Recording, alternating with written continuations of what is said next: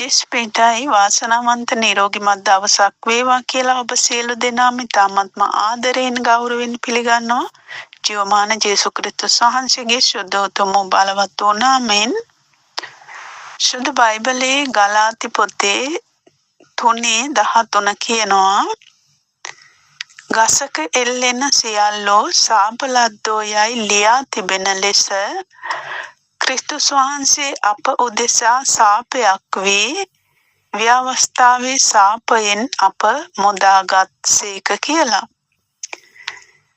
ඉතින් ක්‍රිස්තුස් වහන්සේගේ සෙනග වන අපි සෑම විටම සිතන්නට ඕන අපි නිදහස් සෙනගක් කියලා. අපි ගැලවීම ලැබපු සෙනගක්, අපට ලෙඩ රෝග නැහැ, සාපය නැහැ, හිගකම නැහැ. අපි මේ සෑම සාපයකින්ම ගැලවීම ලැබපු සෙනගක් කියලා හිතන්නට ඕන. ඒ වගේම වචනේ කියනවා සිතින් අදහාගෙන මුඛයෙන් ප්‍රකාශ කිරීමෙන් ගැලවීම ලැබෙනවා කියලා.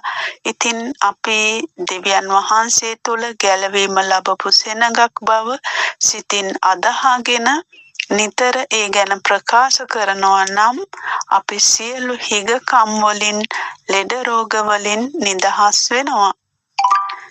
ඉතින් ඔබත් සිතින් අදහාගෙන මුඛයෙන් ප්‍රකාශ කරන්න ඔබටත් දෙවියන් වහන්සේ තුල යහපත් ජීවිතයක් ගත කරන්න ලැබේවා කියලා ප්‍රාර්ථනා කරනවා. ජීවමාන ජේසුස් ක්‍රිස්තුස් වහන්සේගේ බලවත් වූ නාමයෙන් ජෙස්පීටයි හැමෝටම සුබ දවසක්.